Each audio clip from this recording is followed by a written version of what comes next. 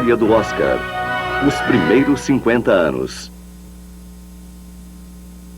Hollywood vai à guerra.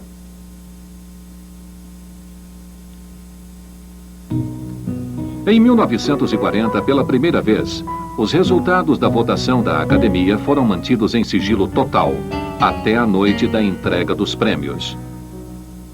A imprensa havia descumprido sua promessa no ano anterior e publicara a lista de vencedores na edição vespertina do Los Angeles Times, na véspera da cerimônia.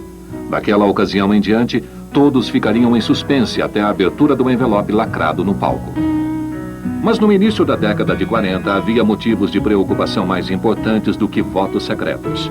Em seguida ao episódio de Pearl Harbor, os Estados Unidos estavam novamente em guerra, e a reação de Hollywood foi dar aos militares todo o apoio que possível. Personalidades como James Stewart, Tyrone Power e Clark Gable alistaram-se no serviço militar, assim como milhares de profissionais do cinema. E enquanto Hollywood fazia um favor à guerra, a guerra fazia um favor a Hollywood.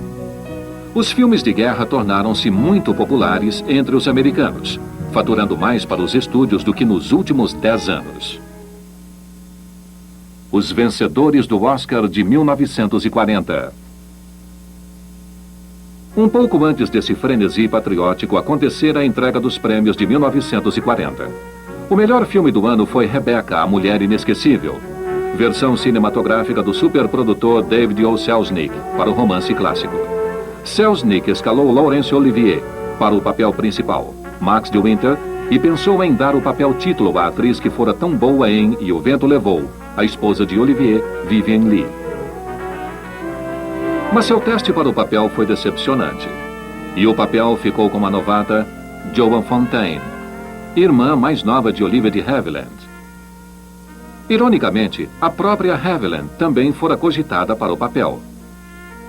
Rebecca foi o primeiro filme americano dirigido pelo homem que se tornara o diretor mais famoso da Inglaterra, Alfred Hitchcock. Embora tenha demorado um pouco para se acostumar com as intromissões de Selznick, Alfred concluiu no prazo o filme, que se tornou um sucesso, estreando um mês após a cerimônia em que Selznick havia batido o recorde. O Los Angeles Times disse que Selznick havia criado um sucessor digno de E o Vento Levou. Se Laurence Olivier não se tornara um grande astro após O Morro dos Ventos Uivantes, passou a ser. Why, it's Max de Winter.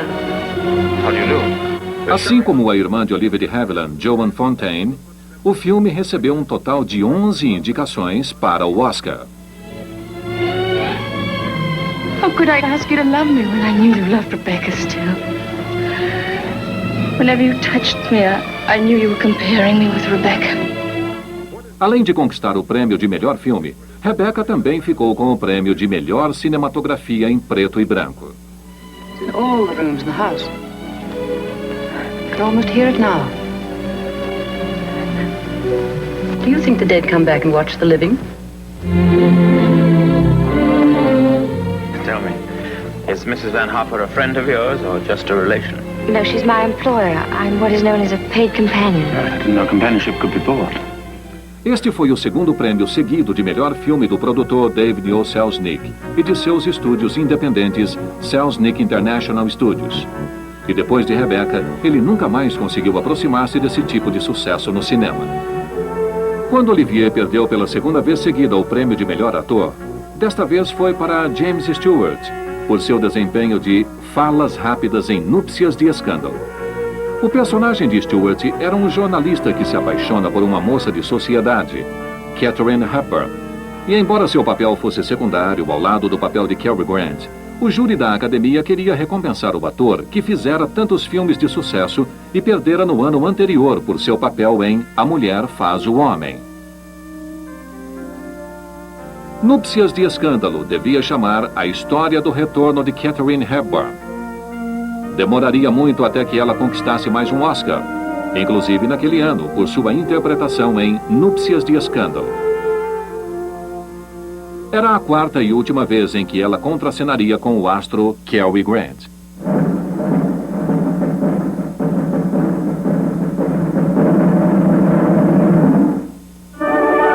It's what everybody feels about you.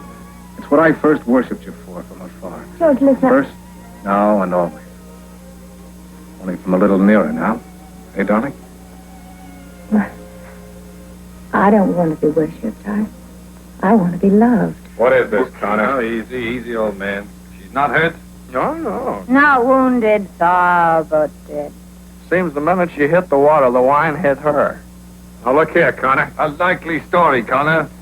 Hello, Dexter. Hello, George. Hello, Mike. You have a good mind, a pretty face, a disciplined body that does what you tell it.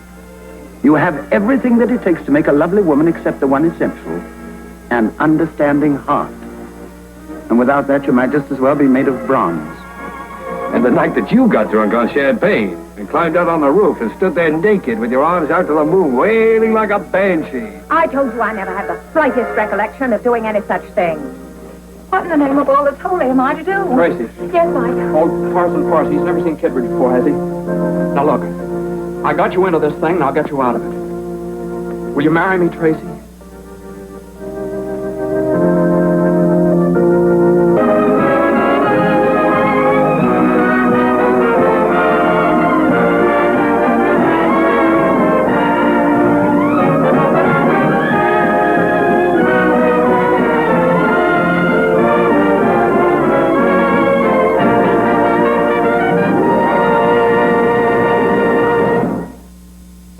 Em 1940 também foi o ano em que mais um romance de Steinbeck transformou-se em um filme famoso. Desta vez foi Vinhas da Ira, patrocinado por Daryl Zanuck, para 20th Century Fox e dirigido pelo veterano John Ford.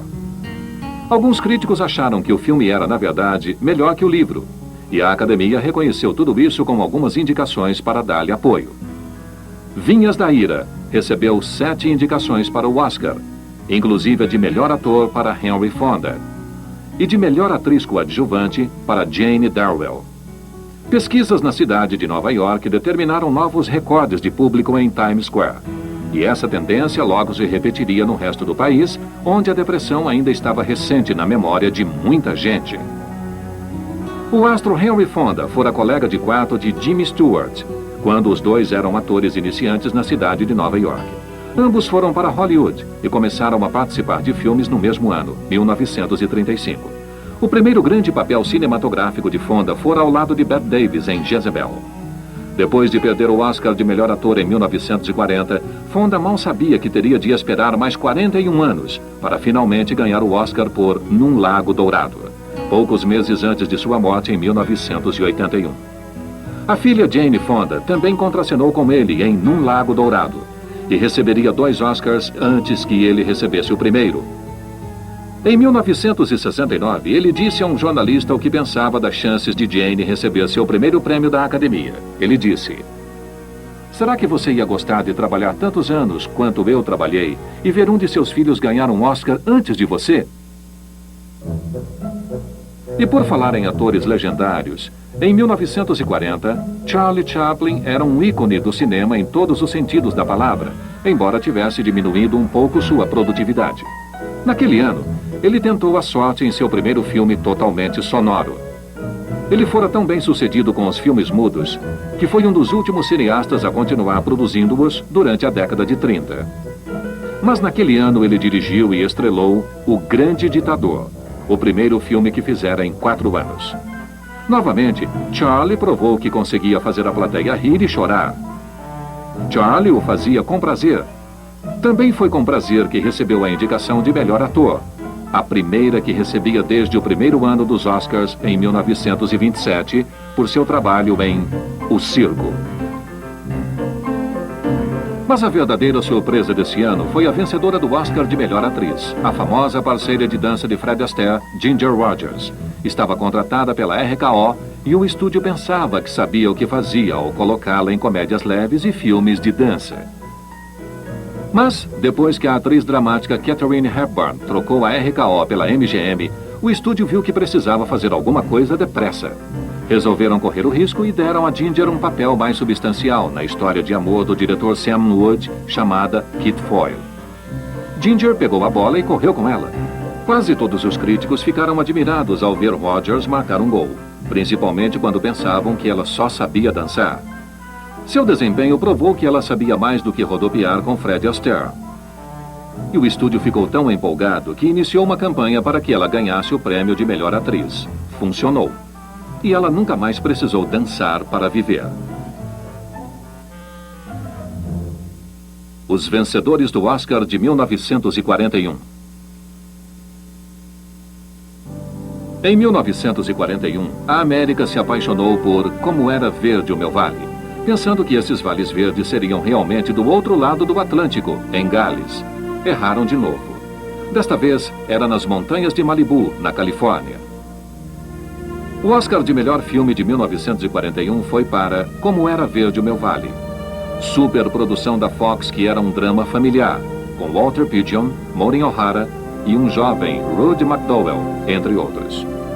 Esse roteiro de Richard Llewellyn sobre mineiros galeses foi lançado no último dia de elegibilidade para o Oscar. Mesmo em 1941, os estúdios sabiam jogar o jogo da academia. E dessa vez, Darryl Zanuck queria ter certeza de que Como Era Verde o Meu Vale estivesse fresco na lembrança dos membros da academia. Essa estratégia compensou, incluindo um terceiro Oscar de melhor direção para John Ford. O prêmio de melhor ator naquele ano ficou com o preferido das multidões, Gary Cooper, que conquistou seu primeiro Oscar por O Sargento York. Howard Hawks dirigiu Cooper nessa história de um caipira pacifista que acaba sendo arrastado para a Primeira Guerra Mundial, onde acaba tornando-se um herói. You had your thumb sticking straight up in the air, just like that. Oh, yeah, that gives me balance. Oh, it gives you balance, does it? Ready? Aim. Fire. How? They won't get me. I'll go back in them hills. You ain't even put hounds on your trail in 40, no matter how far back you go. Then they better not catch up with me, or they'll be a-wishing they hadn't. York, take over. The only non-com left. The rest of you keep under cover. Come back here. Where are you going? You didn't give me command. O Sargento York fez mais dinheiro que qualquer outro filme daquele ano. E ninguém ficou mais empolgado que os veteranos de guerras no exterior. Existia um Sargento Alvin York na vida real, que era membro da organização. Gary Cooper já estava em Hollywood havia algum tempo, tendo começado nos filmes mudos em 1925. Ele participara inclusive do primeiro filme a ganhar o prêmio de melhor filme, Asas, em 1927. E desde então estrelou muitos grandes filmes. 1941 também foi um grande ano para o ator, que causou sensação com Barbara Stanwyck, em Adorável Vagabundo, de Frank Capra.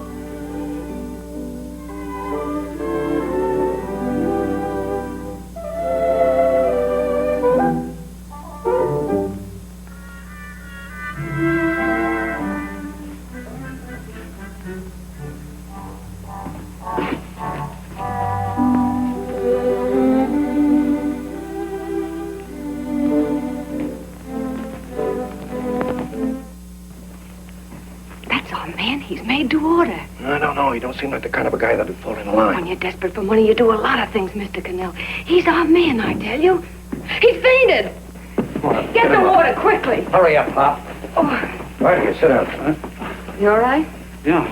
Foi o mestre de cerimônias da noite do Oscar, James Stewart, que anunciou que Gary Cooper era o melhor ator do ano. E quando Gary subiu ao palco para receber o prêmio, quase o deixou cair. Falou desajeitadamente que já sonhava com o Oscar havia muito tempo, mas que nos sonhos ele fazia um discurso decente. Quando James e Gary riram e saíram juntos do palco, nenhum dos dois se lembrou de levar o Oscar consigo. O Oscar de melhor atriz foi para Joan Fontaine, por interpretar mais uma personagem tímida num filme de Alfred Hitchcock. Dessa vez o filme foi Suspeita, e ela contracenou com Cary Grant, que interpretou o marido de Fontaine. Nothing but to spend the rest of my life with you. And if you were to die first, If I were to die first. From that moment on, my life was filled with fear. Not of Johnny, I loved him too much to really be afraid. But the fear of not knowing, the agony of waiting. of wondering how it would happen, of waking in the middle of the night, shaking with terror, and finding myself praying that whatever it was, it would be done quickly and with mercy. These are the facts, the evidence before the crime. I wanted you to know, in case I met a violent end. Mas o verdadeiro drama que envolvia Joan Fontaine não estava na tela. Tudo tinha a ver com o fato de ser a irmã mais nova de outra atriz de Hollywood, Olivia de Havilland. E Olivia não era exatamente a boazinha, generosa, que havia interpretado 2 anos antes em E o Vento Levou. Na verdade, ela era do tipo invejoso. E além de perder o prêmio de melhor atriz coadjuvante em 1939 para Hattie McDaniel, no ano seguinte teve de ver a irmãzinha Joan receber a indicação de melhor atriz em Rebecca. Joan não ganhou o prêmio por Rebecca, mas no ano seguinte foi novamente indicada por Suspeita. Mas dessa vez a coisa foi diferente, pois Olivia também havia recebido indicação para o prêmio de melhor atriz por A Porta de Ouro. Olivia disse aos jornalistas que estava torcendo novamente pela irmã, mas Joan resolveu evitar o clima tenso não aparecendo à entrega dos prêmios. Mas era Olivia que queria obedecer às regras do jogo e fez questão de que a irmã comparecesse, fosse qual fosse o resultado. Para Olivia, acabou sendo um péssimo resultado. Fontaine ganhou e a irmã mais velha esforçou-se para sorrir. Ela disse aos jornalistas que estava emocionada por Joan, mas a revista Life ouviu-a desejar em voz alta que Suspeita tivesse perdido o prazo de elegibilidade naquele ano. Para todos os cinéfilos, porém, 1941 foi um ano inesquecível devido a algo muito maior do que a briga de 2 irmãs pelo prêmio da Academia. Naquele ano, Orson Welles, aos 25 anos, deu um salto de gigante para a humanidade cinematográfica com sua grande estreia nas telas, Cidadão Kane. Welles tornou-se a primeira pessoa a ser indicada para melhor ator, diretor, produtor e autor, tudo pelo mesmo filme. Os críticos suficientemente corajosos para admiti-lo disseram que Cidadão Kane fora a obra-prima em celuloide que apresentara inovações técnicas jamais vistas em um filme. Give me a knife.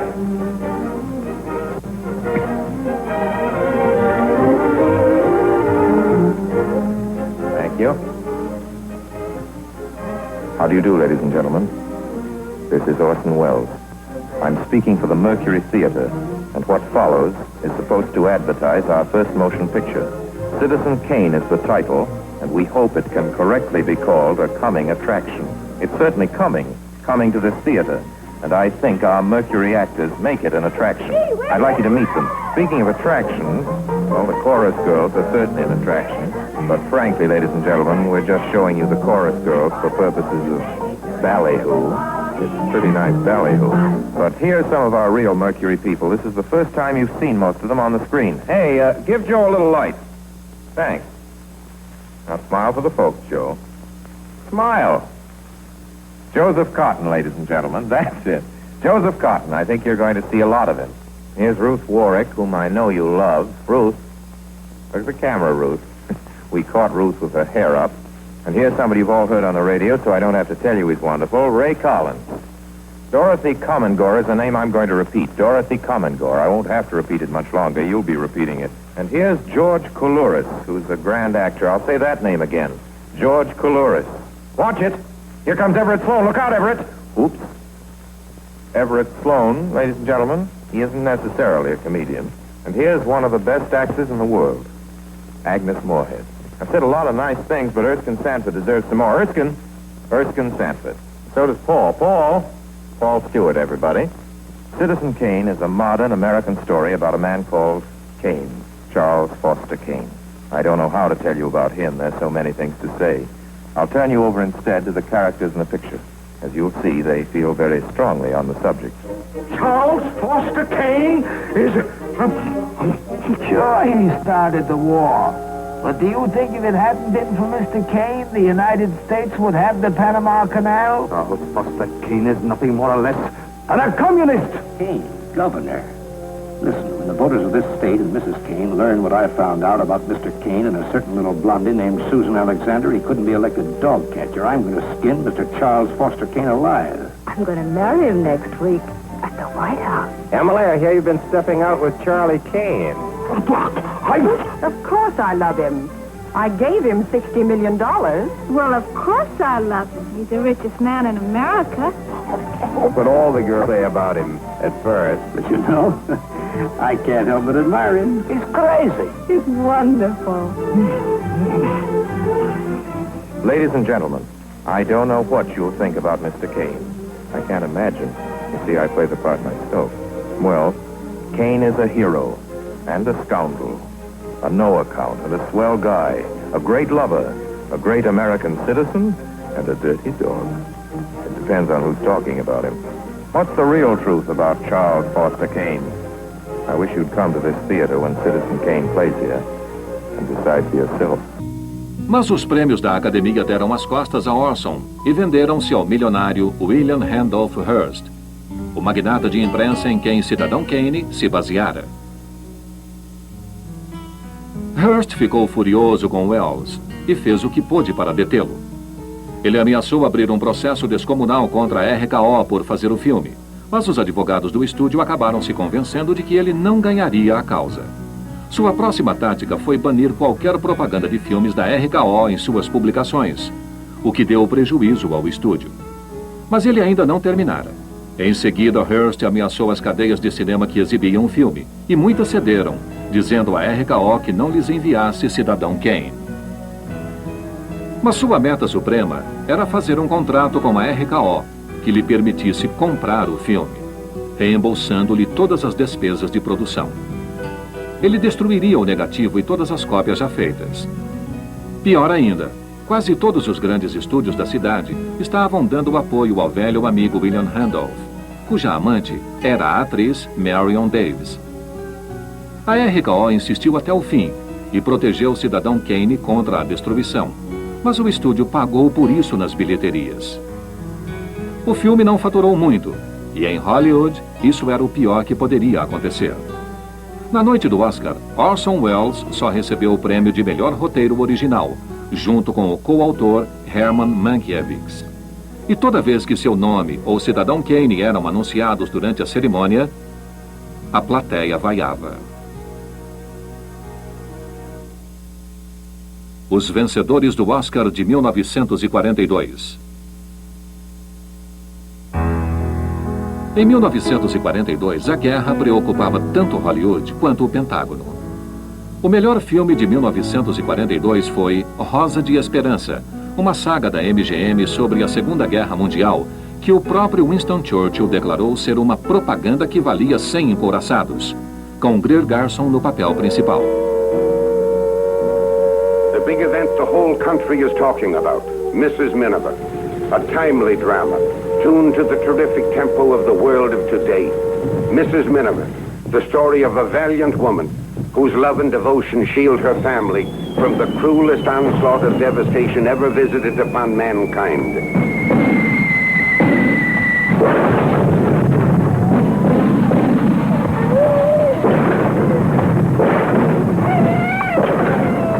It is a story of youth, too, of young people who hold aloft against the shadow of the present everything that is brightness for the future. Mrs. Miniver is as great in its rich moments of quiet tenderness as in its vivid moments of unbridled terror and sweeping action.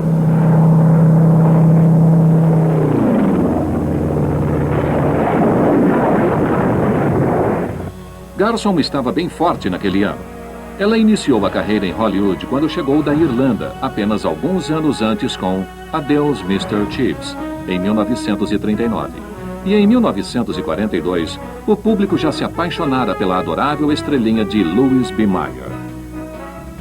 O que a MGM não queria que o público soubesse era que Garson era viciada em sexo.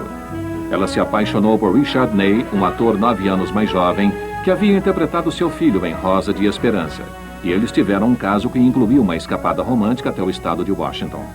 A imprensa publicou tudo o que conseguiu descobrir sobre o relacionamento, mas isso não impediu que Greer conquistasse o Oscar de melhor atriz em 1942, nem de entrar para a história do Oscar fazendo o mais longo discurso de agradecimento, 5 minutos e meio. Depois da cerimônia, as pessoas faziam piada, dizendo que seu discurso fora mais longo do que o seu papel no filme. As coisas seriam diferentes na cerimônia do ano seguinte. Rosa de Esperança também valeu a William Wyler seu primeiro Oscar de melhor diretor. Sua esposa o recebeu por ele na noite do Oscar porque ele estava ocupado na Alemanha fazendo um documentário sobre a guerra. Bette Davis voltou em 1942 com mais uma indicação para o Oscar, desta vez por A Estranha Passageira.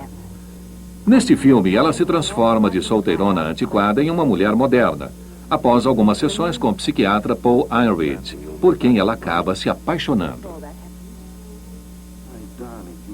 O compositor de E o Vento Levou compôs a trilha sonora que lhe valeu um Oscar. E Jack Warner ficou tão feliz com o sucesso de bilheteria de A Estranha Passageira que aumentou o salário de Davis na Warner Brothers. Mas Bette estava fazendo mais do que filmes naquela época. Ela e o ator John Garfield, outro contratado da Warner Brothers, organizaram o Hollywood Canteen Night Club naquele ano para os militares da área de Los Angeles. Os soldados bebiam e jantavam com os maiores astros do cinema na esquina da Sunset com Cahuenga, e deviam isso a Bette e John. Alguns anos mais tarde, houve um filme sobre aquele ponto popular que também recebeu algumas indicações para o Oscar. James Cagney também fez sua parte pela guerra naquele ano, e finalmente provou em A Canção da Vitória que sabia fazer mais do que matar gangsters e esfregar grapefruit na cara das mulheres. Foi assim que o diretor de Casablanca, Michael Curtiz, saudou o compositor George M. Cohan, e Cagney preencheu todas as pausas com mais dança e canto do que qualquer um podia imaginar que ele seria capaz.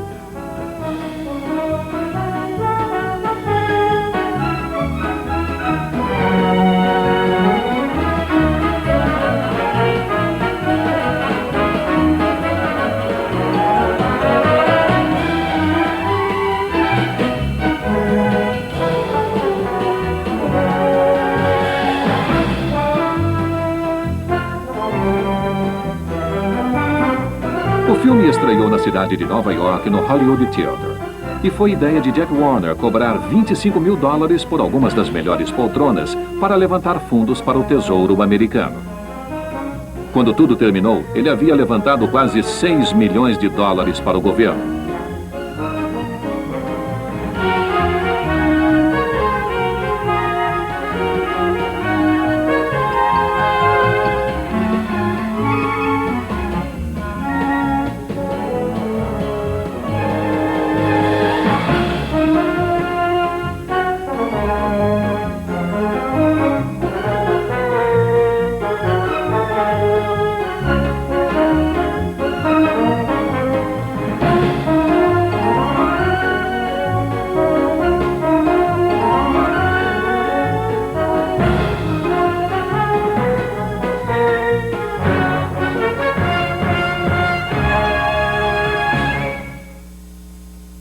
My mother thanks you. My father thanks you. My sister thanks you. And I thank you.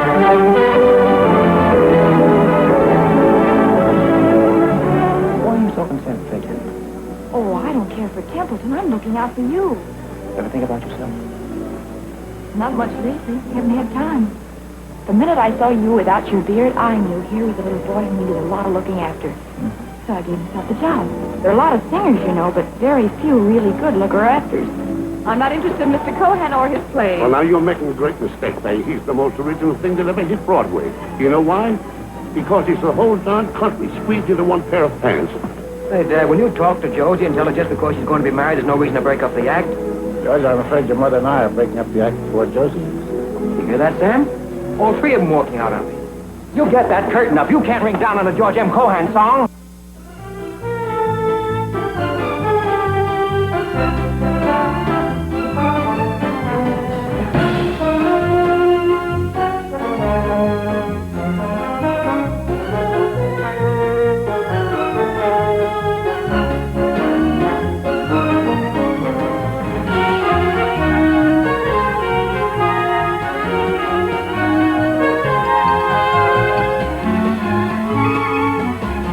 Hollywood ficou tão empolgada com o filme que deu o prêmio de melhor ator ao machão transformado em sapateador, James Cagney. O filme acompanhava o comportamento patriótico do país. e o presidente Franklin Delano Roosevelt convidou Cagney à Casa Branca e agradeceu a ele por instituir a música Yankee Doodle Dandy como hino nacional alternativo. A Canção da Vitória foi o último filme do contrato de Cagney com a Warner Brothers. Mas mesmo sem Cagney, a Warner continuou em uma onda vitoriosa. Os vencedores do Oscar de 1943. 1943 foi o ano em que a Warner Brothers nos deu Casablanca, que o estúdio quase batizou de Todos Vão a Riggs. Parece que alguns executivos da Warner achavam que Casablanca parecia nome de cerveja mexicana. Casablanca foi eleito o melhor filme de 1943 e continua sendo um dos filmes mais amados de todos os tempos. O diretor Michael Curtiz recebeu o Oscar por seu trabalho nesse filme, que conta a história do proprietário de boate Humphrey Bogart, que se depara com o que pensava que jamais voltaria a ver: sua velha paixão Ingrid Bergman, que aparece para jantar e beber com o marido Paul Reed. Dooley Wilson interpreta um dos temas de filme favoritos de todos os tempos, As Time Goes By. Mas acredite se quiser, Bogart jamais disse no filme: "Toque novamente, Sam." O papel de Bogart, Ricky, quase foi para as mãos do contratado da Warner, Ronald Reagan, mas Ingrid Bergman sempre fora desejada para o papel de Elsa. E o filme acabou sendo bom para sua carreira. Depois de Casablanca, as plateias sabiam que ela sabia interpretar uma mulher sexy, e em seu próximo filme empenhou-se ainda mais em provar isso. Ela contracenou com Gary Cooper em Por Quem os Sinos Dobram, adaptação do romance de Ernest Hemingway. E a cena que todos comentavam era aquela em que Ingrid e Gary passavam a noite juntos no mesmo saco de dormir. Quando os jornalistas perguntaram sobre um romance de bastidores entre os dois, ela garantiu que Cooper se apaixonava por todas as mulheres com quem contracenava. Então aquilo não era nada de empolgante. Fazer filmes de apoio ao empenho na guerra era algo empolgante, segundo Jack Warner, que fez sua parte naquele ano não só com Casablanca, mas também com outro drama sobre a Segunda Guerra Mundial chamado Horas de Tormenta, adaptação de uma peça de Lillian Hellman. Bette Davis ganhou destaque, mas só para atrair o público ao cinema. Ela é superada por Paul Lucas, seu marido alemão, que é hostilizado por agentes nazistas em Washington. Lucas estava no cinema havia 15 anos, mas nada de destaque surgira em sua carreira até Horas de Tormenta, que lhe valeu o prêmio de melhor ator. Um jornalista que estava na cerimônia reparou que ele quase deixou o Oscar cair diversas vezes, enquanto tentava expressar seus agradecimentos à academia. Outra pessoa que ficou nervosa ao receber o Oscar foi a melhor atriz, a novata Jennifer Jones, que ganhou o prêmio por sua interpretação de Santa Bernadette em A Canção de Bernadette. Este foi o tributo de 2 horas e 40 minutos da Fox à Igreja Católica. Mas, felizmente para Daryl Zanuck, não só os católicos foram assistir ao filme sobre a moça francesa que teve uma visão da Virgem Maria. Ironicamente, o papel de Maria foi interpretado por uma atriz que todos em Hollywood sabiam não ser virgem, a namorada de Daryl Zanuck na época, Linda Darnell. O estúdio não queria que nada na vida pessoal de Jennifer Jones interferisse na imagem santa que ela retratava no filme. Então, encobriram o fato de ela ter um casamento tumultuado com o ator Robert Walker e de já ser mãe de 2 filhos. A colunista de fofocas Luella Parsons acreditou na história de Jennifer ser solteira e a publicou, mas depois descobriu a verdade e ficou furiosa. Parsons vingou-se referindo-se mais tarde a Jones em sua coluna como uma garota tímida, estranha e reprimida, que não era como a maioria das atrizes de sua idade. Mas isso não impediu que o produtor David O. Selznick se casasse com ela quando se divorciou de Irene, filha de Louis B. Mayer. Os vencedores do Oscar de 1944. Em 1944, o comediante Bob Hope apresentou novamente a cerimônia do Oscar, que pela segunda vez seguida se realizou no Grauman's Chinese Theatre. Ele disse que pensava que Grauman's era o local para onde o presidente da Fox, Daryl Zanuck, mandava roupa suja. Todos acharam graça, menos os chineses. Em 1944, o filme repleto de astros Um Sonho em Hollywood mostrou como fora importante para o cinema o apoio aos esforços de guerra. Nunca mais o cinema e o governo federal voltariam a trabalhar tão intimamente. O melhor filme de 1944 foi O Bom Pastor, escrito e dirigido por Leo McCarey, o homem que dera à Colômbia Cupido é moleque teimoso. Dessa vez, ele não estava fazendo uma comédia louca, mas uma história sentimental sobre um jovem pároco interpretado pelo cantor Bing Crosby, provando que ele sabia fazer mais do que cantar. Leo McCarey novamente conquistou a plateia e a crítica, que haviam duvidado que ele conseguiria fazê-lo. E assim como em 1937 com Cupido é moleque teimoso, ele recebeu mais um troféu de melhor diretor por O Bom Pastor. Mas foi Bing Crosby quem realmente impressionou os críticos com sua interpretação sensível do padre de fala mansa e coração de ouro. E ele também cantou ajudando Swing on a Star a conquistar o Oscar de melhor canção. Anos depois, Gary, filho de Crosby na vida real, contaria ao mundo que o papaizinho querido gostava de bater nele impiedosamente com um cinturão, mas quem ligava para essas coisas em 1944? Bing estava bem usando a batina e tornara-se mais popular do que nunca. A carreira de Crosby estendeu-se por mais de 40 anos, tendo começado com King of Jazz em 1930. O Bom Pastor deu-lhe seu único Oscar, mas quando morreu, ele se tornara muito famoso, entre outras coisas, por suas comédias com Bob Hope e Dorothy Lamour. O ator especializado Barry Fitzgerald interpretou o velho pároco de O Bom Pastor. E embora já trabalhasse em Hollywood havia bastante tempo, foi declarado uma das revelações de 1944. Ele também recebeu ótimas críticas por seu desempenho, mas surpreendeu a alguns membros da academia quando foi indicado para melhor ator e melhor ator coadjuvante do ano. Pelo regulamento da academia, isso podia acontecer tecnicamente, e aconteceu naquele ano. Embora mais tarde as regras fossem modificadas para que o mesmo ator não pudesse receber indicações pelo mesmo papel em duas categorias diferentes. Fitzgerald ganhou o Oscar de melhor ator coadjuvante não muito tempo após ter sido absolvido por um juiz de Los Angeles da acusação de homicídio involuntário. Parecia que o irlandês havia atropelado e matado uma anciã enquanto dirigia em alta velocidade pela Hollywood Boulevard. Vestir uma batina realmente fazia milagres em Hollywood.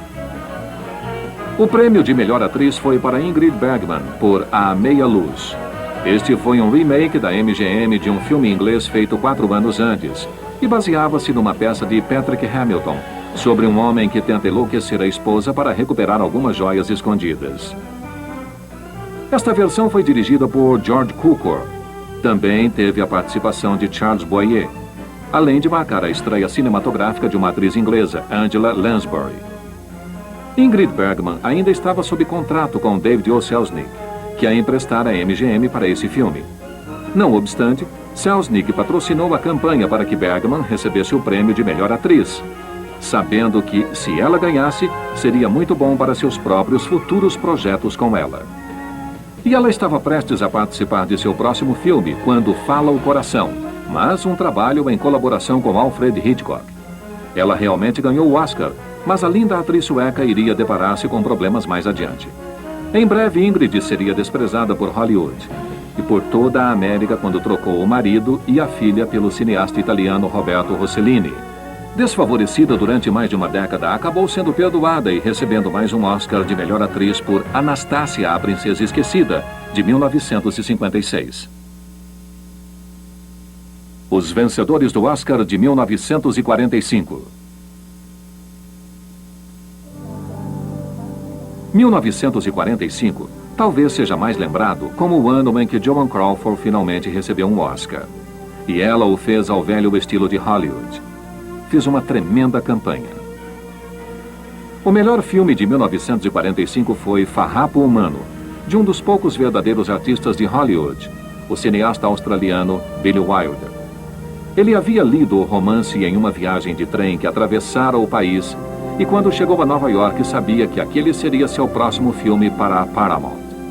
Filmado principalmente em Nova York, Este filme foi pioneiro por ser um dos primeiros filmes de Hollywood a retratar de maneira agradável o assunto desagradável do alcoolismo.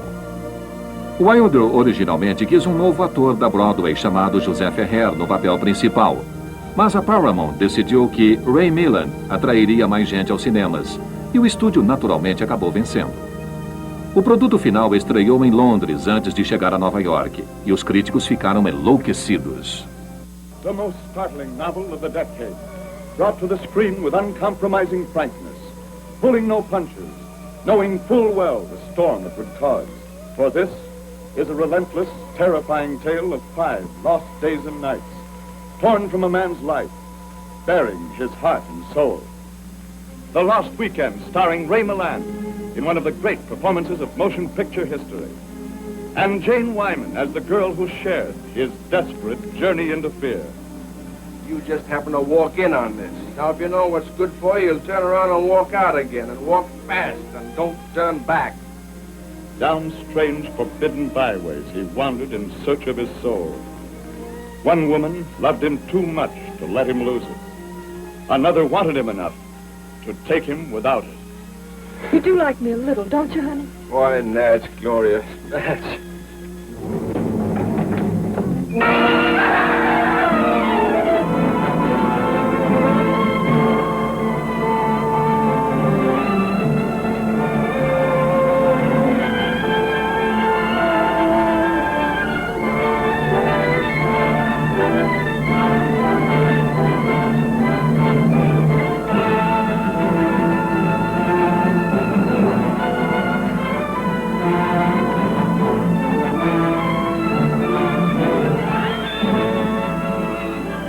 Tendo perdido no ano anterior para Lil McElroy, Billy Wilder recebeu seu primeiro Oscar de melhor direção na cerimônia daquele ano. Mas Wilder não foi o único a lucrar com Farrapo Humano. Com um total de 7 indicações, o filme também valeu a Wilder e ao coautor Charles Brackett o Oscar de melhor roteiro e o de melhor ator para Ray Milland. Ray Milland saíra de sua terra natal para fazer cinema em Hollywood em 1930, mas fez inúmeros filmes sem grande reconhecimento. Na época de Farrapo Humano, ele era considerado um dos principais atores da Paramount, mas ninguém se entusiasmava muito com ele. Depois de ganhar o Oscar daquele ano, segundo a lenda de Hollywood, o ator e a esposa mandaram o chofer levá-los a um ponto da Sunset Boulevard, onde se tinha uma vista de Hollywood. Foi naquele ponto que um caçador de talentos da MGM o encontrara quando recém-chegado a Hollywood anos antes, e lhe dissera que todas as luzes de Hollywood pertenciam a Ramon Novarro, o principal ator dos filmes daquela época. Naquele momento, Milland olhava para as mesmas luzes 15 anos depois e declarava que elas pertenciam a ele. Mas esse pequeno drama não era nada, comparado às momices da melhor atriz daquele ano, Joan Crawford. Joan era atriz desde o tempo do cinema mudo e sabia que não era mais jovem. Apavorada por saber que seus melhores dias como atriz já haviam passado, ela estava desesperada para encontrar um bom papel. Quando Bette Davis recusou o papel principal de Alma em Suplício, Joan saltou sobre ele. Disse ao produtor Jerry Wald da Warner Brothers que era exatamente o tipo de papel que ela estava procurando. Mas quando o premiado diretor Michael Curtiz soube que ela ia ficar com o papel, ficou furioso, dizendo que não queria trabalhar como uma atriz difícil e acabada como Crawford. Mas ela queria tanto o papel que chegou a fazer algo que jamais pensara ter de voltar a fazer. Fez um teste para o papel. A Warner gostou do teste e ela foi contratada. Em seguida, veio o empenho para conquistar o Oscar que sempre a deixara frustrada. Joan foi a primeira pessoa na história de Hollywood a contratar um secretário de imprensa pessoal, Henry Rogers, para fazer campanha pelo prêmio. Rogers anunciava nas revistas especializadas e junto aos colunistas de fofocas, para fazer com que Crawford fosse a favorita na época das indicações. Funcionou. A campanha continuou durante a etapa de votação. E na noite da cerimônia, Crawford estava tão nervosa com medo de perder, que ficou em casa, insistindo que estava acamada. Mas quando ouviu pelo rádio que era a vencedora, recuperou-se instantaneamente. Felizmente, ela havia pensado antes e deixara seus cabeleireiro e maquiadora pessoais a postos para que aparecesse deslumbrante. Ela se perfumou e vestiu um negligê para os fotógrafos, que bateram inúmeras fotos da mamãezinha querida, radiante na cama com seu novo Oscar. Mais tarde, Henry Rogers escreveu em suas memórias que ela havia passado a perna em todos ao ficar em casa naquela noite, pois nos jornais da manhã seguinte a foto de Joan na cama com o Oscar expulsou da primeira página todos os outros vencedores. Ela estava ali totalmente sozinha.